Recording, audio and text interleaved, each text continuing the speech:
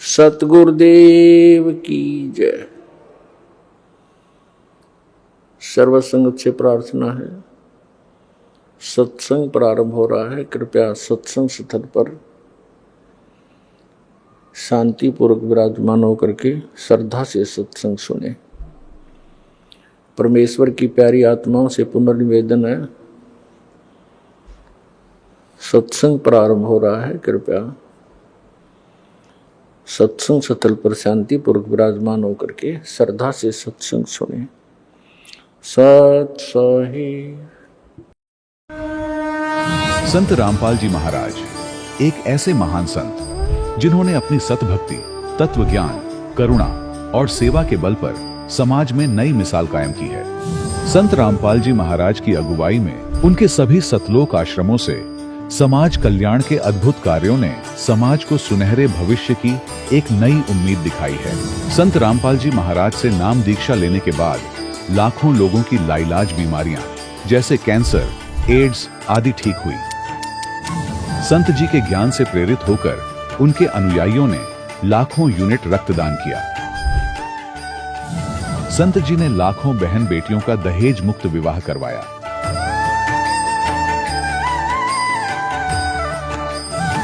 संत जी ने लाखों लोगों का नशा छुड़वाया, करोड़ों उजड़े परिवार बसे। संत जी के आश्रमों में समागम के दौरान निःशुल्क नेत्र चिकित्सा, दंत चिकित्सा प्रदान की जाती है। संत रामपाल जी महाराज द्वारा समय समय पर पर्यावरण संरक्षण के उद्देश्य से बड़े स्तर पर वृक्षारोपण किया जाता है। संत जी ने जरूरतमंदों को तत्काल राहत पहुंचाने के लिए एम्बुलेंस सेवा शुरू की। संत जी अपने अनुयायियों को देहदान के लिए प्रेरित करते हैं, जिससे मानवता की सेवा और चिकित्सा क्षेत्र में सुधार हो सके। संत रामपाल जी महाराज के सभी आश्रमों में हर रोज निःशुल्क भंडारा आयोजित किया जाता है, जहां हर वर्ग, हर जाति और हर धर्म के लोग एक साथ बैठकर भोजन करते हैं।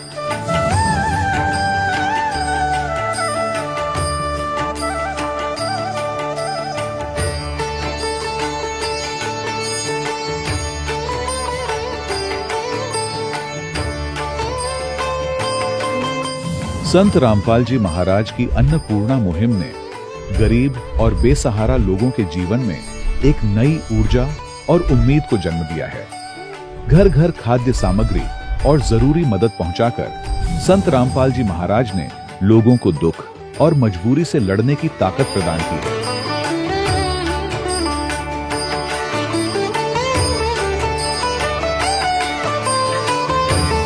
संत रामपाल जी महाराज द्वारा गरीब लोगों के लिए घर बनवाने का अद्भुत कार्य एक ऐसी मिसाल कायम कर रहा है जो सदियों सदियों संत जी की उदारता और दया भावना के तौर पर जाना जाएगा।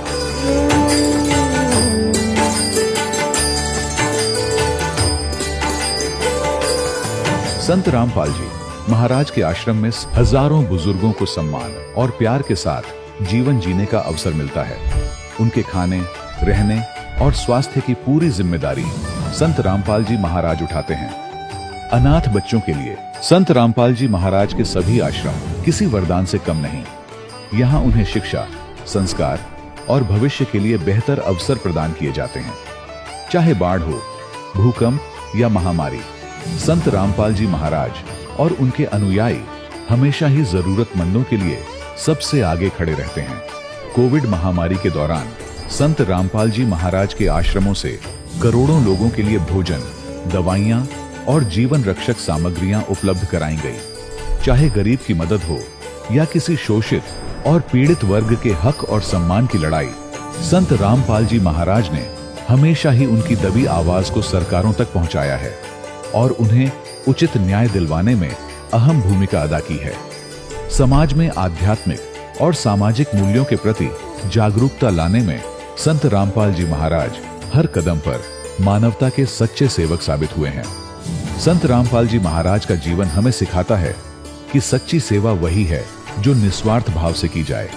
आइए हम भी इस महान सेवा के कार्य में इस महान संत से जुड़ें और संत रामपाल जी महाराज से नाम दीक्षा लेकर अपने जीवन को धन्य बनाएं।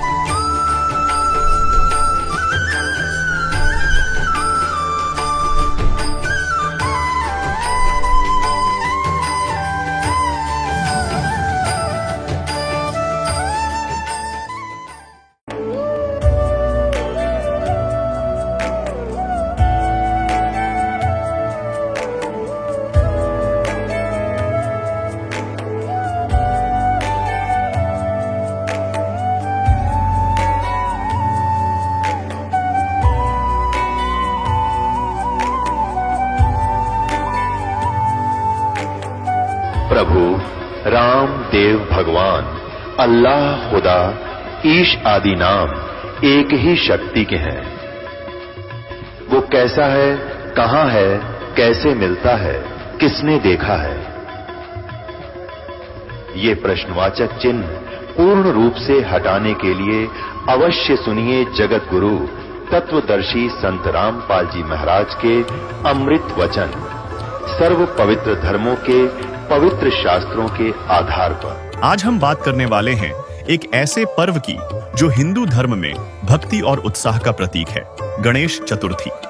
मान्यता है कि भाद्रपद मास की शुक्ल चतुर्थी को भगवान शिव और माता पार्वती के पुत्र गणपति यानी हमारे गणेश जी का जन्म हुआ था। यह त्योहार पूरे देश में, खासकर महाराष्ट्र, कर्नाटक और तेलंगाना में धूमधाम से मनाया जाता है। 10 दिन चलने वाला यह उत्सव अनंत चतुर्दशी को गणपति बप्पा के भव्य विसर्जन के साथ खत्म होता है। हर तरफ गणपति बप्पा मोरया की गूंज, सजे धजे पंडाल और घर घर में गणेश जी की मूर्तियों का स्वागत। भक्त उपवास रखते हैं, विधि विधान से पूजा करते हैं और गणेश जी से कष्टों को दूर करने की प्रार्थना करते हैं। मगर क्या यह सब उत्सव और शोरगुल वाकई गणेश जी को प्रसन्न करता है? लोगों द्वारा गणेश जी को विघ्नहर्ता माना जाता है, लेकिन कुछ शास्त्रों में आदि गणेश का भी जिक्र है। तो सवाल उठता है, क्या गणपति बप्पा सचमुच हमारे सारे कष्ट मिटा सकते हैं? क्या इन 10 दिनों की पूजा, आरती और गणपति बप्पा मोरया के नारे हमें सुख समृद्धि दे सकते हैं, या यह सब बस एक रस्म बनकर रह गया है? और सबसे बड़ा सवाल, क्या गणपति बप्पा और आदि गणेश एक ही हैं, या उनके बीच कोई गहरा रहस्य छिपा है? तो दोस्तों, इस गणेशोत्सव के खास एपिसोड में हम सिद्धि विनायक गणेश जी के कुछ अनजाने रहस्यों को खोलेंगे। सवाल नंबर 1, गणेश चतुर्थी क्यों मनाई जाती है और यह पर्व 10 दिनों तक ही क्यों चलता है? अब चलते हैं गणेश चतुर्थी की असल कहानी की ओर, जिसे हम हर साल इतने जोश और भक्ति के साथ मनाते हैं। कहते हैं यह पर्व भगवान गणेश के जन्मदिन का उत्सव है। पौराणिक कथाओं में तो यही सुनाया जाता है कि माता पार्वती ने स्नान से पहले मिट्टी और हल्दी से एक बालक बनाया, उसमें प्राण डाले और नाम रखा गणेश। फिर जब भगवान शिव आए तो गणेश जी ने, जो अपनी मां के आदेश पर डटे थे, उन्हें रोक दिया। नतीजा, क्रोध में आकर शिव जी ने गणेश का सिर काट दिया। बाद में पार्वती के दुख को देखकर शिव जी ने एक हाथी का सिर गणेश के धड़ पर जोड़ा और लो, बन गए हमारे गणपति बप्पा। लेकिन यह पर्व 10 दिन तक क्यों? और क्या इन झांकियों, ढोल नगाड़ों और उपवासों से सचमुच सुख समृद्धि मिलती है?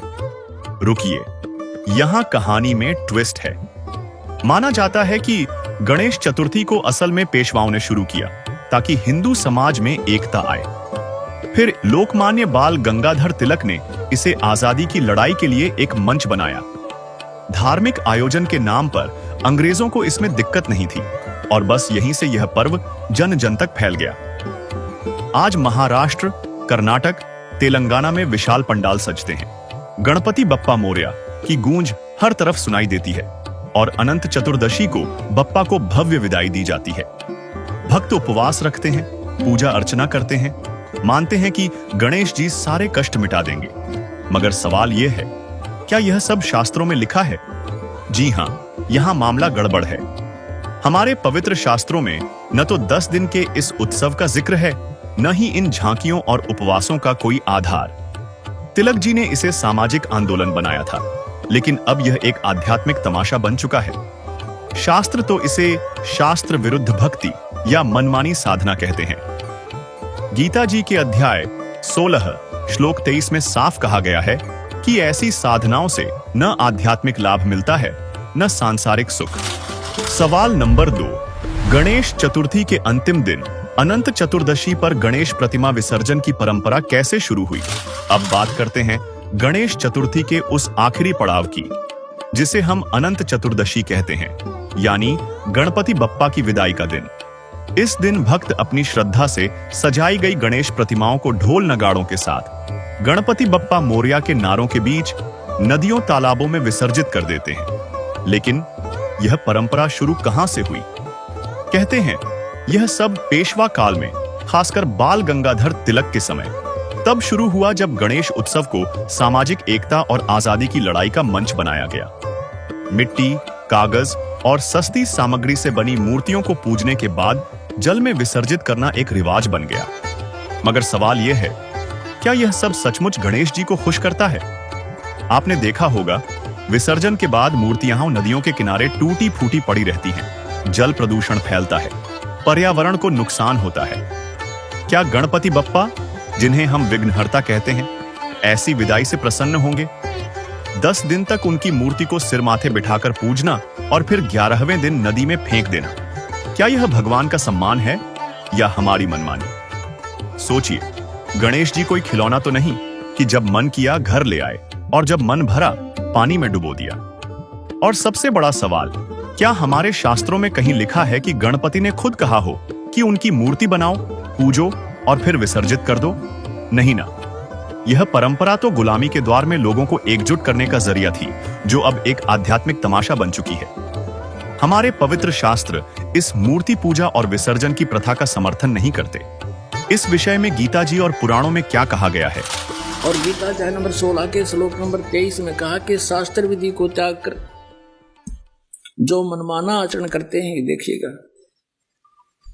गीता अध्याय नंबर 16 के श्लोक नंबर 23 में दिखाते हैं आपको, 23 और 24 में। गीता अध्याय नंबर 16 के श्लोक नंबर हम दिखाते हैं आपको 23 में। जो पुरुष शास्त्र विधि को त्याग कर अपनी इच्छा से मनमाना आचरण करता है, वह न सिद्धि को प्राप्त होता है, न परम गति को, और न सुख को ही। अब 24 में बताया कि इससे तेरे लिए, छोड़ में जाएगा 24वां श्लोक, इससे तेरे लिए कर्तव्य की व्यवस्था में कौन से कर्म करने चाहिए भक्ति के, कौन से ना करने चाहिए, शास्त्र ही प्रमाण है। ऐसा जानकर तो शास्त्र विधि से नियत कर्म करने योग्य है, यानी शास्त्रों में जो वर्णित है वही साधना कर, अन्य करेगा तो कोई लाभ नहीं होगा, यूजलेस। जबकि श्रीमद् भागवत महापुराण स्कंध 10 अध्याय 84 श्लोक 11 व 13 में स्पष्ट लिखा है कि जो मिट्टी, पत्थर, काष्ठ यानी लकड़ी आदि पार्थिव विकारों को ही इष्ट देव मानता है और जो केवल जल को ही तीर्थ समझता है, वह मनुष्य होने पर भी पशुओं में भी नीच गधा ही है। इसके अलावा संक्षिप्त गरुड़ पुराण धर्मकांड प्रेतकल्प अध्याय 38 पृष्ठ 565 में लिखा है, देवता कभी काष्ठ और पत्थर की शिला में नहीं रहते। सवाल नंबर 3, क्या गणपति बप्पा मोरया, ओम गणपतये नमः या वक्रतुंड महाकाय सूर्यकोटि संप्रभ जैसे मंत्रों का जाप करके हम सचमुच गणेश जी की कृपा पा सकते हैं? क्या इन मंत्रों और जय गणेश देवा जैसे भजनों की गूंज से साधक को मोक्ष या कोई खास फायदा मिल सकता है? सुनने में तो बड़ा अच्छा लगता है। ढोल नगाड़ों के साथ भक्ति में डूबकर ये मंत्र जपो और बप्पा सारी मनोकामनाएं पूरी कर देंगे। मगर यहां बात कुछ गड़बड़ है। हमारे वेदों और गीता में इन मंत्रों या भजनों का कोई जिक्र नहीं मिलता। जी हां, गणपति बप्पा मोरया या ओम गणपतये नमः, ये सब हमारे अपने बनाए मंत्र हैं जिन्हें शास्त्रों में कहीं जगह नहीं। गीता जी के अध्याय 16 श्लोक 23 में आपने पूर्व में देखा कि ऐसी मनमानी साधना से न तो भगवान प्रसन्न होते हैं, न ही साधक को सुख, शांति या मोक्ष मिलता है। तो फिर सवाल उठता है, गणेश जी और अन्य देवताओं की कृपा पाने का सही तरीका क्या है? शास्त्र कहते हैं कि असली भक्ति और सही मंत्र वही हैं जो तत्वदर्शी संत बताते हैं। बिना शास्त्रानुसार भक्ति के ये सारे जाप बस शोर बनकर रह जाते हैं। और हां, शास्त्रों के मुताबिक केवल तत्वदर्शी संत ही वह सच्ची भक्ति और मंत्र दे सकते हैं जो मोक्ष का रास्ता खोलते हैं। तो आइए जानते हैं तत्वदर्शी संत रामपाल जी महाराज द्वारा बताई गई आदि सनातनी भक्ति विधि। मुख्य अक्षर मंत्र कौन सा है, आइए जानते हैं, जो संत रामपाल जी महाराज ने प्रमाणित करते हुए विस्तार से समझाया है। इस दोहे का यथार्थ अनुवाद है कि मनु और सतरूपा सतयुग के आदि में 12 अक्षरों के मंत्रों का जाप बड़े ही अनुराग अर्थात कसक के साथ करते थे।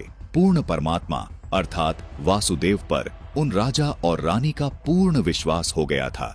दर्शकों, आपको वासुदेव का अर्थ भी विस्तार से बताएंगे। पहले ये जान लेते हैं कि मनु और सतरूपा जिन 12 अक्षरों के मंत्रों का जाप करते थे, वो 12 अक्षर के मंत्र कौन से हैं? दर्शकों, अनुवादकर्ता ने यहाँ जिन 12 अक्षरों के मंत्रों का वर्णन किया है, ये वो 12 अक्षर मंत्र नहीं हैं, जिनका जाप मनु और सतरूपा जी करते थे। अनुवादकर्ता और वर्तमान धर्म गुरुओं के अनुसार श्री कृष्ण जी वासुदेव हैं, इसलिए उन्होंने मनमाने ढंग से उन 12 अक्षर के मंत्रों को ओम नमो भगवते वासुदेवाय लिख दिया, जबकि श्री कृष्ण जी तो द्वापर युग में हुए हैं तथा मनु और सतरूपा जी सतयुग में हुए हैं। आइए आपको विस्तार से बताते हैं वो 12 अक्षर मंत्र अर्थात वो 12 अक्षर मंत्र कौन से हैं जिनका जाप मनु और सतरूपा जी करते थे। दर्शकों, पहले आपको हिंदू धर्म के 2 शीर्ष शंकराचार्यों के विचार सुनाते हैं, जिनमें एक हैं श्री निश्चलानंद जी और दूसरे हैं श्री माधवाचार्य जी। आइए पहले श्री निश्चलानंद जी के विचार सुनते हैं। एक ही परमात्मा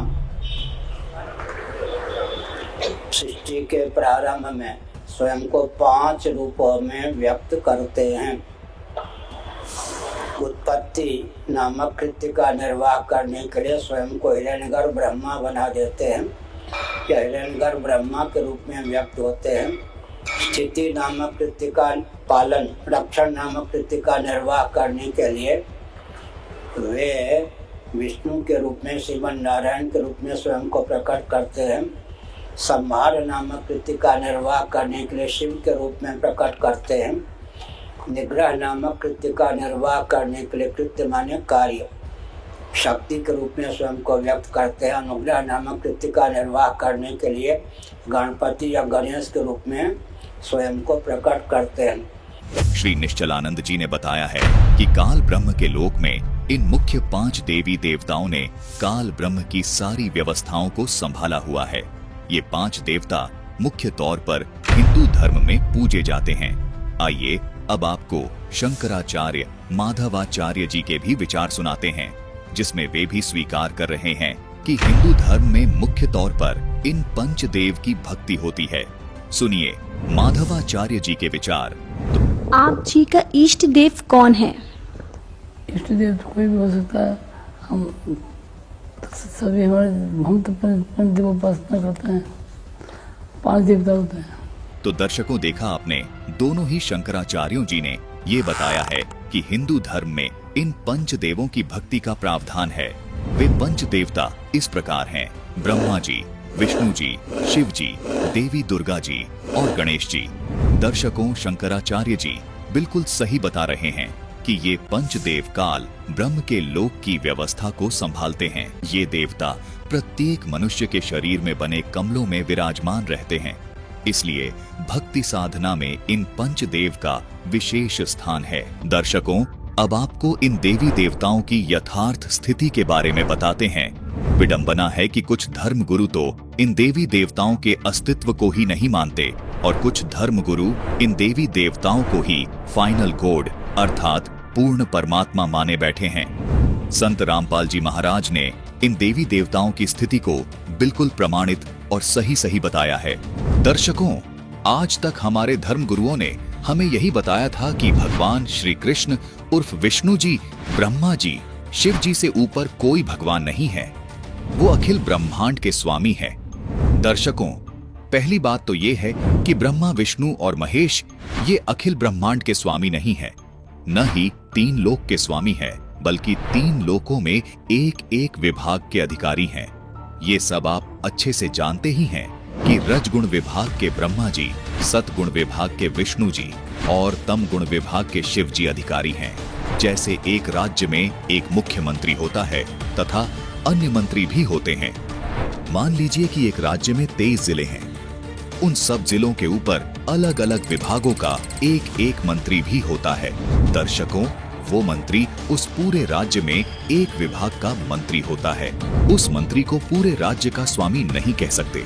इसी प्रकार इस ब्रह्मांड रूपी राज्य में 14 लोक अर्थात जिले जानो, और उन 14 जिलों में से इन 3 जिलों में यानी 3 लोकों स्वर्ग लोक, पाताल लोक और पृथ्वी लोक में एक विभाग के मालिक हैं ब्रह्मा, विष्णु, महेश।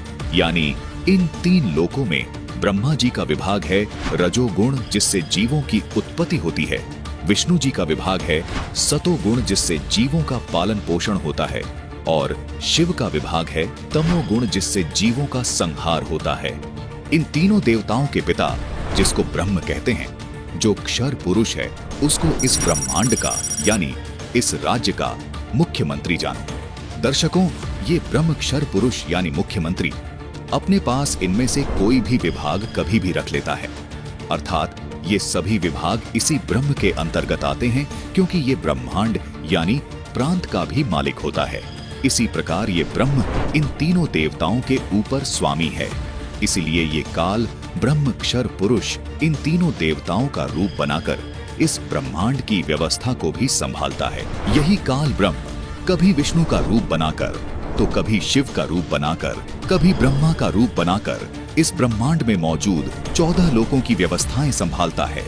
जबकि ब्रह्मा, विष्णु, महेश केवल तीनों लोकों में एक एक विभाग की व्यवस्था संभालते हैं।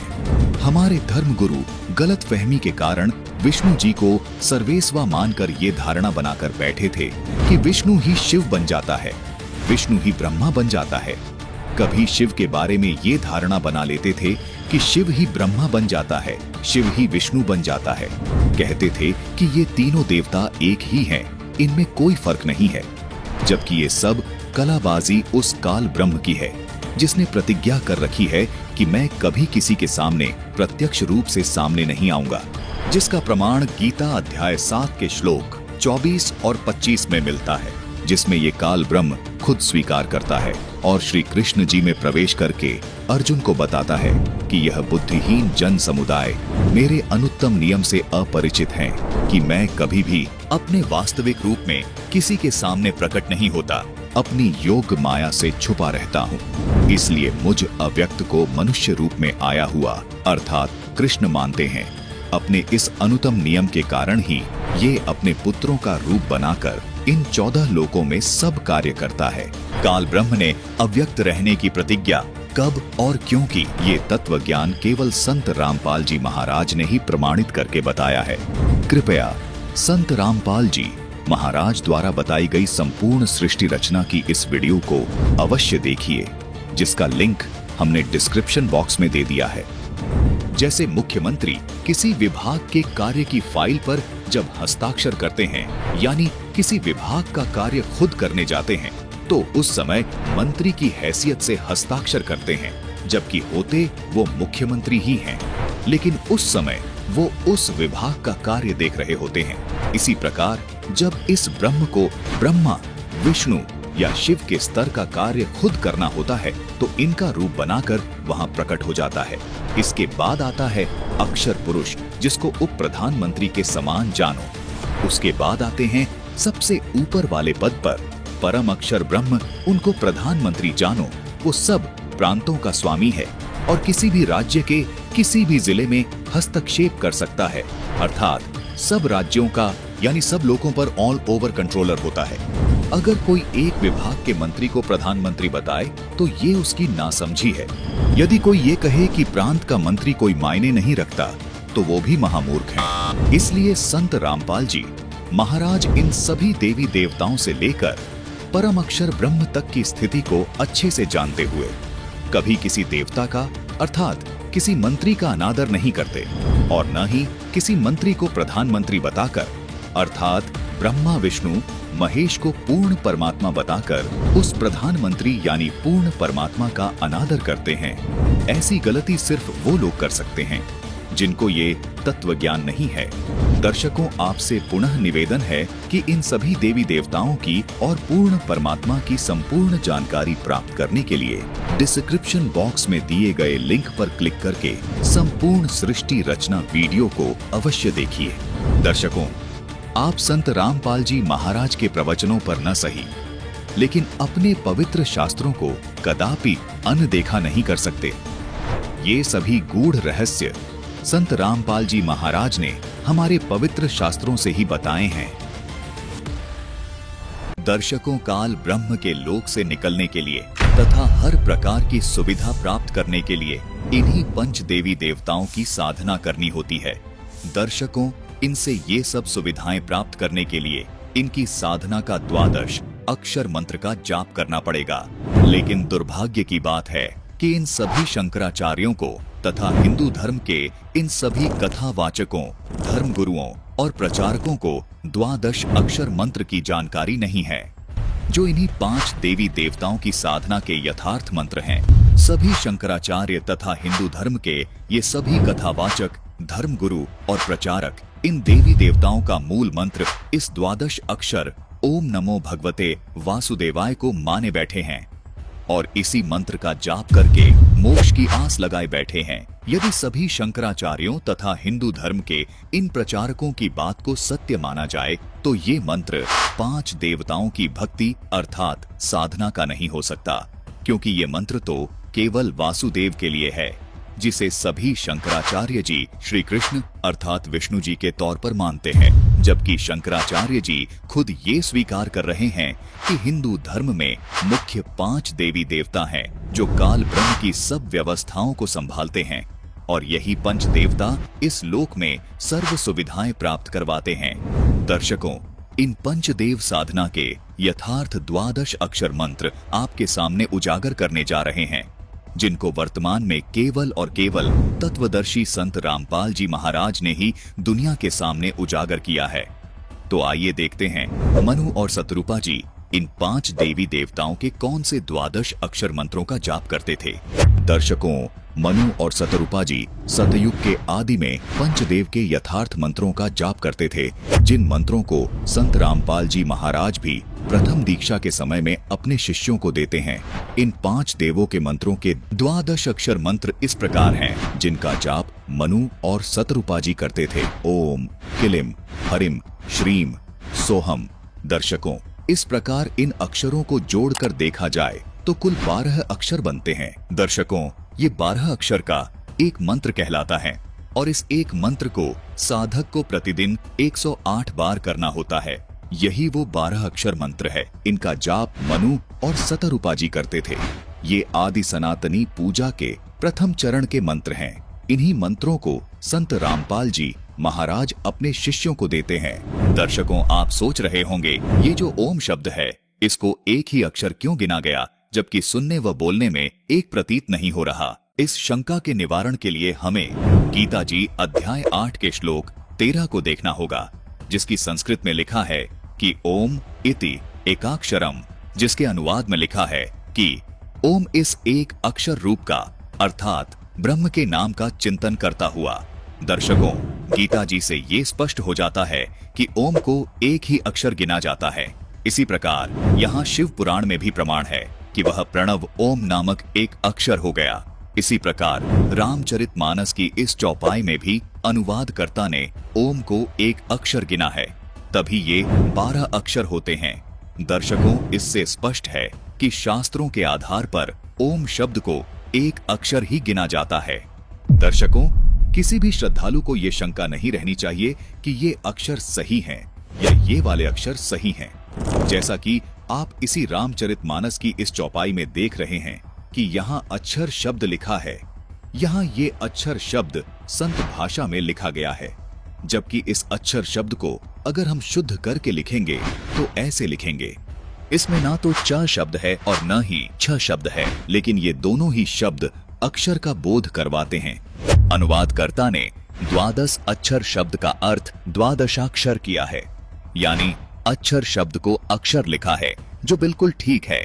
इसी प्रकार इन मंत्रों को व्याकरण की दृष्टि से देखने में भिन्नता नजर आ रही है, लेकिन ये इन देवी देवताओं के मूल मंत्र होने का ही बोध करवाते हैं। इसी प्रकार एक और शब्द है, ये देखिए, रामचरितमानस की इस चौपाई में लच्छी शब्द है, जो कि संत भाषा में इस प्रकार लिखा गया है, लेकिन यदि इस शब्द को शुद्ध करके लिखेंगे तो लक्ष्मी शब्द बन जाएगा। इसी प्रकार रामचरितमानस के इस दोहे में ओरु शब्द लिपिबद्ध है, जो कि संत भाषा के दृष्टिकोण से लिखा गया है, लेकिन अनुवादक ने इस शब्द का अनुवाद करते समय ओरु को और लिखा है। दर्शकों, दोनों शब्द समान अर्थ का बोध करवा रहे हैं।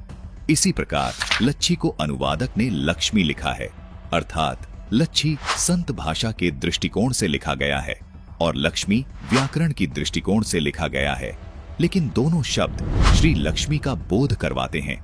ठीक इसी तरह जैसे यहाँ ये किलियम शब्द और ये किलिम शब्द दोनों ही श्री गणेश जी के मूल मंत्र का बोध करवा रहे हैं। इसलिए सभी श्रद्धालुओं से निवेदन है कि आप ये देखकर भ्रमित न हो कि एक ही मंत्र अलग अलग तरह से क्यों लिखा अथवा बोला गया है।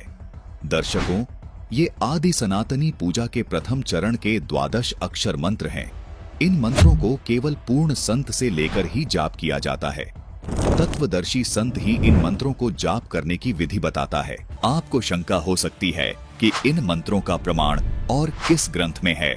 दर्शकों, ये तो प्रमाणित हो ही चुका है कि आदि सनातनी पूजा के अंतर्गत आने वाले इन 12 अक्षर मंत्रों को सतयुग के आदि में सत सुकृत रूप में आए कबीर परमात्मा ने मनु और सतरूपा को दिया था, जिसके कुछ वर्ष बाद ये भक्ति लुप्त हो गई।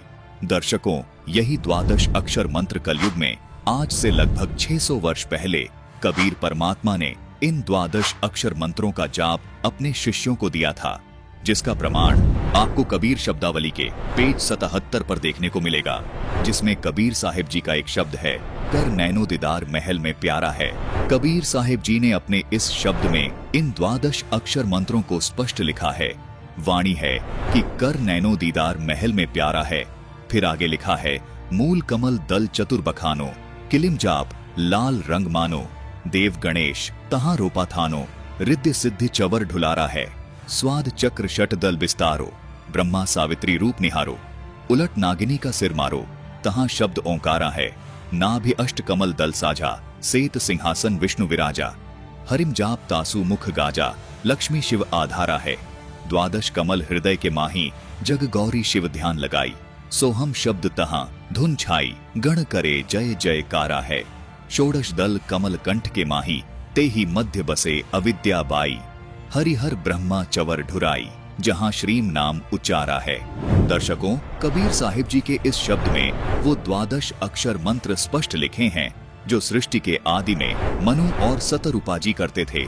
यहाँ संत भाषा में शब्दों को अलग तरह से लिखा गया है। दर्शकों, संतों ने अपनी स्थानीय भाषा को मध्य नजर रखते हुए संत भाषा में इन 12 अक्षर मंत्रों को इस तरह लिखा है। व्याकरण की दृष्टि से इन 12 अक्षर मंत्रों को इस तरह लिखा जाता है, लेकिन ये सभी शब्द इन्हीं 12 अक्षरों का बोध करवा रहे हैं। आपको एक प्रमाण और दिखाते हैं। 600 वर्ष पहले कबीर परमात्मा ने इन 12 अक्षर मंत्रों को लिपिबद्ध करवाया, जिसके बाद फिर से इन 12 अक्षर मंत्रों का लोप हो गया था। कबीर परमात्मा ने आज से लगभग 300 साल पहले फिर प्रकट होकर गरीबदास जी महाराज को छुड़ानी में आकर इन 12 अक्षर मंत्रों को प्रदान किया। प्रमाण के लिए देखिए गरीबदास जी महाराज द्वारा रचित अमर ग्रंथ, जिसके ब्रह्म कला अंग में और मुक्ति मुद्रा अंग में ये 12 अक्षर मंत्र स्पष्ट लिखे हैं। देखिए, ये है ब्रह्म कला अंग, जिसमें ये 12 अक्षर मंत्र स्पष्ट लिखे हैं, और ये देखिए, ये है मुक्ति मुद्रा अंग, जिसमें ये 12 अक्षर मंत्र स्पष्ट लिखे हैं। इन्हीं 12 अक्षर मंत्रों का जाप परमात्मा कबीर जी ने नानक जी को दिया था, जिसको नानक जी स्वयं जाप करते थे। कबीर परमात्मा ने बाबा नानक जी को दूसरे चरण की साधना का यथार्थ मंत्र सतनाम भी प्रदान किया था, जिसको बाबा नानक जी ने कभी किसी को आगे जपने के लिए नहीं दिया। प्रथम चरण में मिलने वाले इन 12 अक्षरों वाले मंत्रों को बाबा नानक जी ने आगे गुरु परंपरा में केवल गद्दी पर बैठने वाले उत्तराधिकारी को इन 12 अक्षरों वाले मंत्रों का भेद बताया, जिसका प्रमाण हमें सिख धर्म की प्रमाणित पुस्तक 35 अखरी में देखने को मिलता है, जिसमें यही 12 अक्षर मंत्र शुद्धता के साथ लिखे हैं। देखिए यहाँ पर ओम, हरिम, श्रीम, किलिम और सोहम स्पष्ट लिखे हैं। वर्तमान में इन 12 अक्षरों वाले मंत्रों का जाप और इनके करने की सही विधि केवल संत रामपाल जी महाराज के पास है। संत रामपाल जी महाराज ही इन मंत्रों को प्रदान करने के एकमात्र अधिकारी संत हैं। यदि कोई श्रद्धालु इन मंत्रों का जाप स्वतः ही करने लग जाए तो उससे कोई लाभ नहीं मिल सकता। दर्शकों, जिस प्रकार कोई व्यक्ति यदि किसी असली पासपोर्ट की फोटो देखकर खुद से पासपोर्ट बनाने लग जाए या किसी अनधिकारी से हस्ताक्षर करवा के पासपोर्ट प्राप्त करने की कोशिश करे, तो ये उसका व्यर्थ प्रयत्न होगा, जो कि उसके लिए बहुत हानिकारक होगा। इसी प्रकार परमात्मा प्राप्ति के इन मंत्रों का जाप केवल अधिकारी संत से ही प्राप्त कर सकते हैं, जो कि वर्तमान समय में इन मंत्रों को देने के अधिकारी केवल संत रामपाल जी महाराज ही हैं। इन्हीं द्वादश अक्षर वाले मंत्रों का जाप संत रामपाल जी महाराज प्रथम चरण की दीक्षा में अपने शिष्यों को सन 1994 से दे रहे हैं। दर्शकों, ये द्वादश अक्षर मंत्र पंचदेव साधना के यथार्थ मंत्र हैं, जबकि ये तमाम धर्म गुरु ओम नमो भगवते वासुदेवाय को द्वादश अक्षर मंत्र बताकर आपको भ्रमित कर रहे हैं और खुद भी भ्रमित हैं। ओम नमो भगवते वासुदेवाय मंत्र श्री कृष्ण जी का यथार्थ मंत्र मानकर जप रहे हैं, जबकि खुद शंकराचार्य जी भी मानते हैं कि हिंदू धर्म में पंचदेव साधना बताई गई है। कोई धर्म गुरु केवल श्री कृष्ण जी का प्रणाम वाक्य ही बोल रहा है, कोई शिव जी का प्रणाम वाक्य ही बोल रहा है, जबकि दूसरी ओर संत रामपाल जी महाराज श्री कृष्ण जी उर्फ श्री विष्णु जी के सहित ये पंचदेव साधना की यथार्थ भक्ति बता रहे हैं। इन धर्म गुरुओं ने जीवन भर आपसे ओम नमो भगवते वासुदेवाय, ओम नमः शिवाय आदि प्रणाम वाक्य जपवाए हैं, लेकिन श्रद्धालुओं को कोई लाभ नहीं मिला। इसका कारण है कि ये यथार्थ मंत्र हैं ही नहीं। आपकी पुकार इन देवी देवताओं तक पहुंच ही नहीं रही। दर्शकों, इसको एक उदाहरण के माध्यम से समझने की कोशिश करते हैं। मान लीजिए आपको किसी मंत्री से लाभ प्राप्त करना है।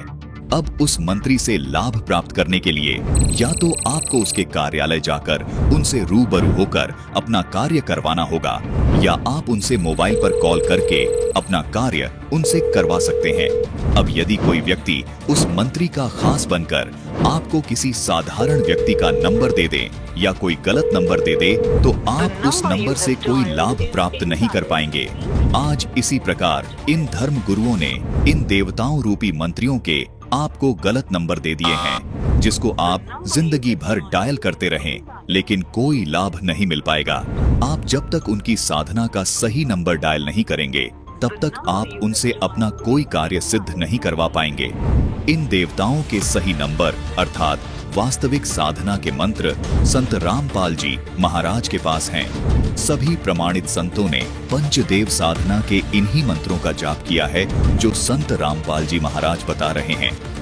पंचदेव साधना के ये द्वादश अक्षर मंत्र विश्व कल्याण के लिए कितने महत्वपूर्ण हैं, आइए जानते हैं। भविष्यमालिका पुराण में लिखा है कि 2032 तक पूरे विश्व में सत्य सनातन धर्म प्रतिष्ठित हो जाएगा। ऐसा ही संकेत कबीर परमात्मा ने कबीर सागर में किया है कि सारा संसार सत्य भक्ति अपनाएगा और आदि सनातन धर्म पूरे विश्व में प्रतिष्ठित हो जाएगा। दर्शकों, आदि सनातनी पूजा के प्रथम चरण की ये पूजा ही विश्व में सनातन धर्म प्रतिष्ठित करने में अहम भूमिका निभाएगी। दर्शकों, आज विश्व के सभी प्राणी बेशक अलग अलग धर्मों में बटे हुए हैं। विश्व के सभी मानवों यानी स्त्री व पुरुषों के शरीर की संरचना एक जैसी है तथा इनमें बने कमल भी एक जैसे हैं। प्रत्येक साधक को परमात्मा प्राप्ति के लिए और मोक्ष प्राप्त करने के लिए इन्हीं कमलों से होकर गुजरना होता है। इन द्वादश अक्षर वाले मंत्र का जाप करने से ये कमल अपने आप खुल जाते हैं। हठ योग करने की कोई आवश्यकता नहीं है। जिस प्रकार ऋषिजन पहले हठ योग करके इन कमलों को खोलने का प्रयत्न करते रहे, जबकि कमलों को खोलने की आसान अवश्रेष्ठ विधि ये है जो संत रामपाल जी महाराज ने बताई है। यही विधि कबीर परमात्मा जी ने अपने शिष्य धर्मदास जी को बताई, अपने शिष्य गरीबदास जी को बताई। यही विधि बाबा नानक जी को तथा उन तमाम महापुरुषों को बताई जिनको कबीर परमात्मा स्वयं आकर मिले। इसी विधि से इन महापुरुषों का मोक्ष हुआ। इन सभी महापुरुषों ने अपने ग्रंथों में इस द्वादश अक्षर मंत्र को लिपिबद्ध कर दिया था, जिसका प्रमाण आपको संत रामपाल जी महाराज ने प्रमाणित करके दिखा दिया है।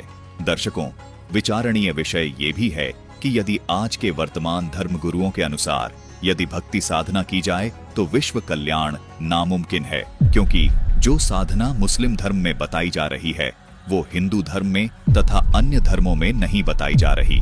इसका मतलब हिंदू समाज का तथा अन्य धर्मों के लोगों का मोक्ष होना असंभव है। इसी प्रकार जो साधना हिंदू धर्म के धर्मगुरु बता रहे हैं वो साधना मुस्लिम धर्म व अन्य धर्मों में नहीं बताई जा रही। इसका मतलब मुस्लिम समाज के लोगों का तथा अन्य धर्मों के लोगों का मोक्ष होना असंभव है। वास्तव में सच तो ये है दर्शकों कि किसी भी धर्म के धर्म गुरुओं के पास विश्व कल्याण का तथा पूर्ण मोक्ष मार्ग का यथार्थ भक्ति का द्वादश अक्षर मंत्र नहीं है। केवल संत रामपाल जी महाराज ही विश्व में एकमात्र ऐसे संत हैं जो विश्व के संपूर्ण मानव समाज के लिए सभी धर्म ग्रंथों में प्रमाणित भक्ति को पूरे मानव समाज के लिए दे रहे हैं। इसी भक्ति से संपूर्ण मानव समाज का कल्याण हो सकता है। जैसे कबीर जी ने सभी धर्मों की पुण्य आत्माओं को ये सत भक्ति देकर मोक्ष प्रदान किया था, ठीक वैसे ही आज संत रामपाल जी महाराज हर धर्म के धार्मिक लोगों को ये यथार्थ भक्ति प्रदान करके मोक्ष का अधिकारी बना रहे हैं। ये पंचदेव समान रूप से विश्व के सभी प्राणियों के शरीर में बने इन कमलों में विद्यमान हैं। इन पंचदेव को प्रसन्न करने का तथा पूर्ण लाभ प्राप्त करने का ये एकमात्र द्वादश अक्षर मंत्र है जो जाप करने का है। संत रामपाल जी महाराज इस द्वादश अक्षर मंत्र का जाप दिन में कम से कम 108 बार अपने शिष्यों को जपने का निर्देश देते हैं, जो विश्व में केवल एकमात्र संत रामपाल जी महाराज ही दे रहे हैं। संपूर्ण विश्व के प्राणी इस द्वादश अक्षर मंत्र की जब साधना करेंगे तो चारों ओर खुशहाली और भाईचारा कायम होगा। पूरा विश्व एक हो जाएगा और आदि सनातन धर्म पूरे विश्व में प्रतिष्ठित हो जाएगा। सभी मानवों के जीवन से दुख हमेशा हमेशा के लिए खत्म हो जाएगा, क्योंकि इस द्वादश अक्षर मंत्र में इन पंचदेवों की शक्ति सामूहिक रूप से कार्य करती है। संत रामपाल जी महाराज के अथक प्रयासों से ये शास्त्र प्रमाणित ज्ञान तेजी से विश्व में फैल रहा है। आदि सनातनी पूजा के प्रथम चरण की ये भक्ति पंचदेव से मिलने वाले लाभों को प्रदान करने वाली है तथा संपूर्ण भक्त समाज के लिए संजीवनी है। आदि सनातनी पूजा के 3 चरण होते हैं। प्रथम चरण की साधना में इन पंचदेव की साधना के मंत्र होते हैं। उसके बाद दूसरे चरण की साधना जो कि सनातनी पूजा भी कहलाती है, इसके मंत्र होते हैं ओम तत्, यहाँ तत् सांकेतिक मंत्र है। उसके बाद तीसरे चरण की साधना आदि सनातनी पूजा कहलाती है। इसके मंत्र होते हैं ओम तत्सत, यहाँ तत् और सत सांकेतिक हैं। भक्ति साधना के इन 3 चरणों को आप इस प्रकार समझें, जैसे प्रथम चरण की साधना जो कि पंचदेव पूजा है, उसको आप प्राथमिक शिक्षा जाने अर्थात 5वीं कक्षा तक की पढ़ाई जाने, जिसके पढ़ने से आपको आपके जीवन में केवल आंशिक लाभ प्राप्त होते हैं। लेकिन प्रथम चरण की ये साधना भक्ति मार्ग में बेहद महत्वपूर्ण है। जिस प्रकार 5वीं कक्षा तक की पढ़ाई पूरी किए बिना 10वीं 12वीं तक की पढ़ाई नहीं की जा सकती, इसी प्रकार प्रथम चरण की ये पंचदेव साधना किए बिना दूसरे व तीसरे चरण की साधना नहीं की जा सकती। दूसरे चरण की साधना जो कि सनातनी पूजा है, ये गीता अध्याय 15 के श्लोक 16 में बताए क्षर और अक्षर पुरुष की पूजा है। इसको आप उच्च शिक्षा अर्थात इसको आप 10वीं तक की कक्षा की पढ़ाई जाने, जो आपको प्राथमिक शिक्षा से कुछ ज्यादा लाभ देती है। तीसरे चरण की साधना जो कि आदि सनातनी पूजा है, गीता जी अध्याय 17 के श्लोक 23 में भी इसका वर्णन है। ये गीता अध्याय 8 के श्लोक 3 में बताए परम अक्षर ब्रह्म की पूजा है। इसको आप सर्वोच्च शिक्षा जाने, जो कि आपको सब सुख और लाभ प्राप्त करवाती है। दर्शकों, केवल संत रामपाल जी महाराज ही आध्यात्मिक मार्ग की भक्ति साधना इस प्रकार 3 चरण में पूरी करते हैं। दर्शकों, आपको यहाँ ये भी शंका हो सकती है कि इस द्वादश अक्षर मंत्र को एक नाम अर्थात एक मंत्र क्यों कहा जाता है, जबकि ये तो अलग अलग देवी देवताओं के 5 नाम हैं। दर्शकों, गीता जी अध्याय 17 के श्लोक 23 में ये जो ओम तत् सत मंत्र लिखे हैं, ये भी दिखने में 3 मंत्र हैं, लेकिन इन तीनों नामों को गीता जी में लिखा है कि ओम तत्सत। इस प्रकार का ये सच्चिदानंद घन ब्रह्म का ये नाम कहाँ है? मतलब आदि सनातनी पूजा के तीसरे चरण की साधना का ये एक नाम है। ये 3 नाम मिलकर एक नाम कहलाता है, जिसको संत रामपाल जी महाराज के शिष्य तीसरा नाम अर्थात सार नाम कहते हैं। इसी प्रकार प्रथम चरण की साधना में मिलने वाला द्वादश अक्षर मंत्र ओम, किलिम, हरिम, श्रीम और सोहम मिलकर एक नाम अर्थात प्रथम नाम कहलाता है। संत रामपाल जी महाराज वे उनके शिष्य हमेशा इन द्वादश अक्षर को प्रथम नाम ही पुकारते हैं। इसी प्रकार दूसरे चरण की साधना का ये ओम तथा तत् मंत्र एक ही नाम अर्थात दूसरा नाम अर्थात सतनाम कहलाता है। संत रामपाल जी महाराज के अनुयायी इन दोनों मंत्रों को प्राप्त करने के बाद कहते हैं कि हमें दूसरा नाम अर्थात सतनाम मिल गया है। अर्थात यहाँ दो नाम मंत्र होने के बाद भी ये केवल एक नाम ही कहलाता है, जिसको सतनाम कहते हैं। इसी प्रकार तीसरे चरण की साधना का ये ओम तत् सत मंत्र मिलकर भी एक ही नाम कहलाता है, जिसे संत रामपाल जी महाराज के अनुयायी सारनाम कहते हैं, अर्थात तीसरा नाम कहते हैं। इसलिए यहाँ दर्शकों को कोई शंका नहीं होनी चाहिए कि इन द्वादश अक्षर मंत्र को एक नाम क्यों कहा है। दर्शकों, ये द्वादश अक्षर मंत्र मिलकर एक ही नाम कहलाता है। संत रामपाल जी महाराज इस प्रकार अपने शिष्यों को सनातनी पूजा के तीनों चरण की साधना का प्रथम नाम, दूसरा नाम और तीसरा नाम देते हैं। संत रामपाल जी महाराज पंचदेव पूजा और सनातनी पूजा के ये मंत्र सन 1994 से और आदि सनातनी पूजा के ये मंत्र 1997 से अपने सभी शिष्यों को दे रहे हैं। सवाल नंबर 4, क्या गणेश जी की पूजा से पापों से मुक्ति और 3 तापों के कष्टों से राहत मिल सकती है? क्या वे अपने भक्तों को पूर्ण लाभ प्रदान करने में सक्षम हैं? अब चलते हैं उस बड़े दावे की ओर जो गणेश भक्तों के दिलों में बसता है कि गणपति बप्पा की पूजा से सारे पाप धुल जाते हैं और 3 तापों यानी शारीरिक, मानसिक और दैविक कष्टों से छुटकारा मिल जाता है। सुनने में तो यह बड़ा लुभावना लगता है ना? मगर जब हम इस बात को अपने पवित्र शास्त्रों की कसौटी पर कसते हैं तो तस्वीर कुछ और ही नजर आती है। जी हां, शास्त्रों में इस दावे का उल्टा ही लिखा है। गणेश जी के पिता भगवान शिव, जिन्हें हम महादेव कहते हैं, स्वयं इतने समर्थ नहीं कि भक्तों के प्रारब्ध को बदल सकें। श्रीमद् देवी भागवत पुराण के 3 स्कंध में साफ है कि विष्णु जी, ब्रह्मा जी और शिव जी न तो कर्मों का फल कम कर सकते हैं, न ही ज्यादा। देखिए श्रीमद् देवी भागवत 3 स्कंद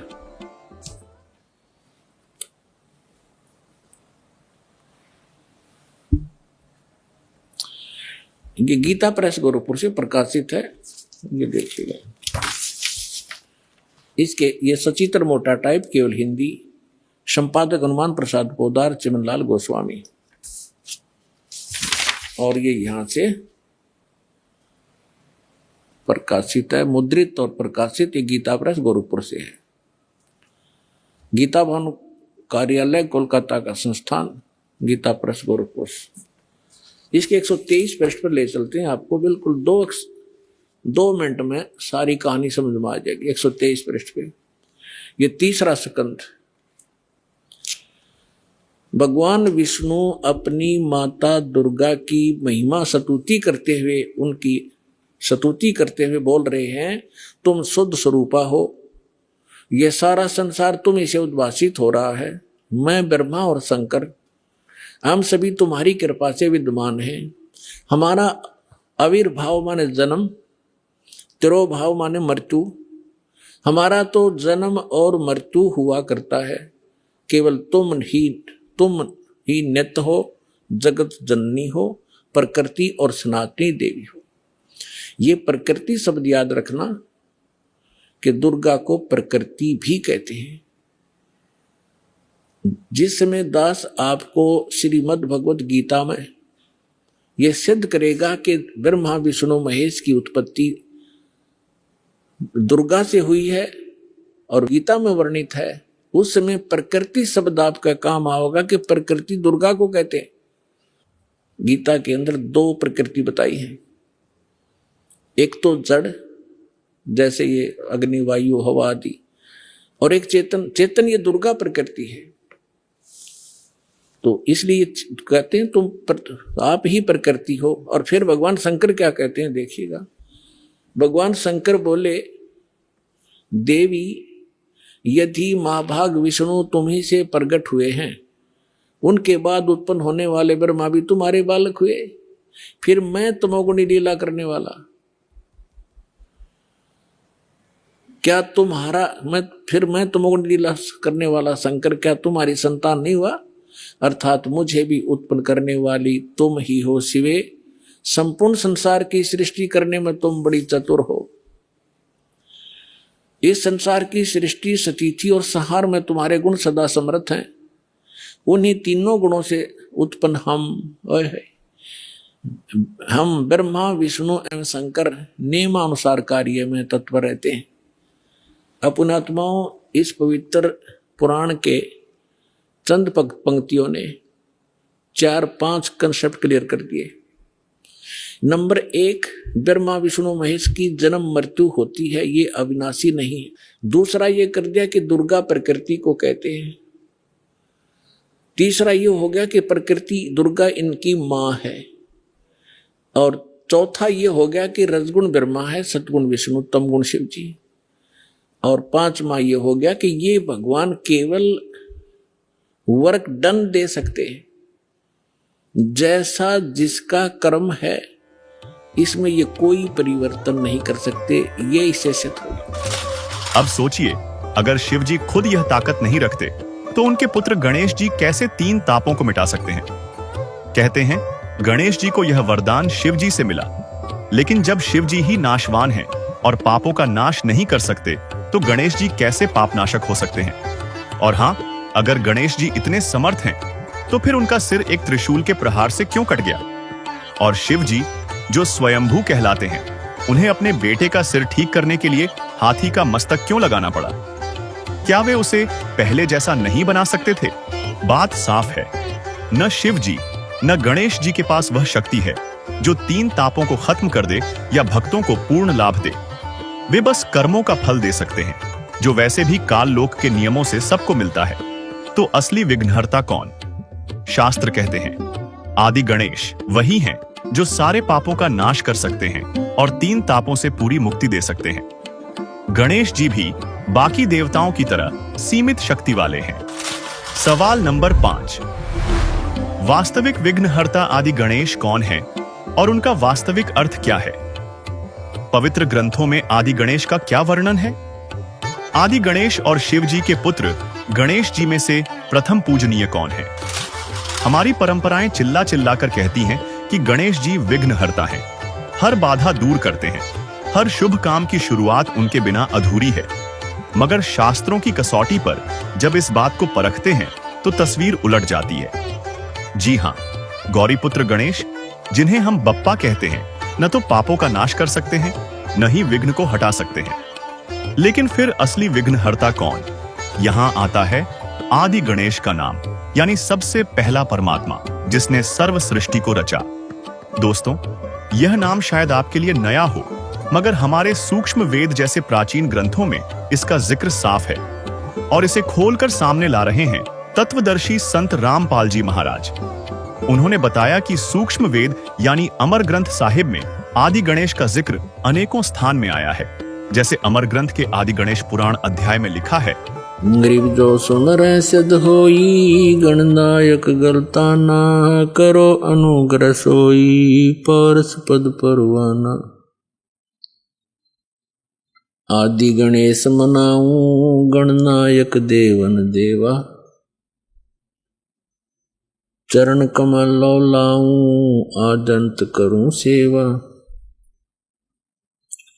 परम शक्ति संगीतम, रिद्धि सिद्धि दाता सोई, अवगत गुण अतीतम, सत्य पुरुष निर्मोही, जगदम्बा जगदीशम, मंगल रूप मुरारी, तन मन अर्पों शीसम, भक्ति मुक्ति भंडारी। सुर नर मुनि जन ध्यावे, ब्रह्मा विष्णु महेशा, शेष शेष मुख गावे, पूजे आदि गणेशा। इंद्र कुबेर सरीखा, वरुण धर्म राय ध्यावे, समर्थ जीवन जी का, मन इच्छा फल पावे। 33 कोटि आधारा, ध्यावे 88, उतरे बहुजल पारा, कट है यम की फांसी। 33 कोटि आधारा, ध्यावे 88, उतरे बहुजल पारा, कट है यम की फांसी। इसके अलावा त्रिभंगी छंद अध्याय में लिखा है, यौह मान संदेशारे, सुन सद्गुरु उपदेशारे, क्या पूजय शंकर शेषारे, औह दुर्लभ देशारे, प्रथम पूज आदि गणेशारे। तथा राग जांगड़ा अध्याय के शब्द 2 की पहली पंक्ति में लिखा है, गणपति गौरी को सौरी संजम करे, आदि गणेश प्रथम मनावे। ब्रह्मा और विष्णु शिव की मदद संग ले, अलख जगदीश कबीर के सिर चढ़ावे। दोस्तों, संत रामपाल जी महाराज के मुताबिक आदि गणेश कोई और नहीं बल्कि परमात्मा कबीर साहिब हैं। जैसा कि अमर ग्रंथ साहिब के अध्याय राग जांगड़ा के शब्द 2 की पहली पंक्ति में आपने देखा, जो कि सृष्टि के रचयिता, सभी आत्माओं के पिता और वह शक्ति जो घोर पापों को नष्ट कर जन्म मृत्यु के चक्र से मुक्ति दे सकती है। गणेश का मतलब है गणों का प्रमुख, प्रजा का स्वामी, जो अपनी प्रजा को हर कष्ट से बचाए। तो चलिए अब आपको चारों वेदों से प्रमाण दिखाते हैं, जिससे स्वसिद्ध हो जाएगा कि कबीर साहिब ही वास्तव में सृष्टि के रचयिता, सभी आत्माओं के पिता और घोर पापों को नष्ट कर जन्म मृत्यु के चक्र से मुक्ति दिलाने वाले प्रभु हैं। देखिए, ऋग्वेद मंडल 1 सूक्त 1 मंत्र 5 में कहा गया है कि सर्व सृष्टि रचनहार कुल का मालिक कबीरदेव अर्थात कबीर परमात्मा है, जो तेजोमय शरीर युक्त है, जो साधकों के लिए पूजा करने योग्य है, जिसकी प्राप्ति तत्वदर्शी संत के द्वारा बताए वास्तविक भक्ति मार्ग से देव स्वरूप भक्त को होती है।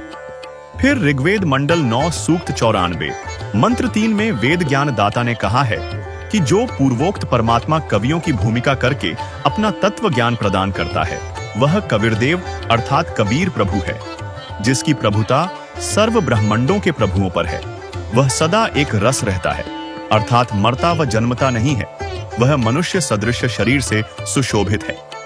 वहीं अथर्ववेद कांड 4 अनुवाक 1 मंत्र 7 में लिखा है कि जो परमेश्वर अचल अर्थात वास्तव में अविनाशी सबसे बड़ा स्वामी अर्थात परमेश्वर, आत्मा का आधार, जो पूर्ण मुक्त होकर सतलोक गए हैं, उनको सतलोक ले जाने वाला, सर्व ब्रह्मांडों का रचनहार, काल ब्रह्म की तरह धोखा न देने वाला स्वयं कबीरदेव अर्थात कबीर प्रभु है।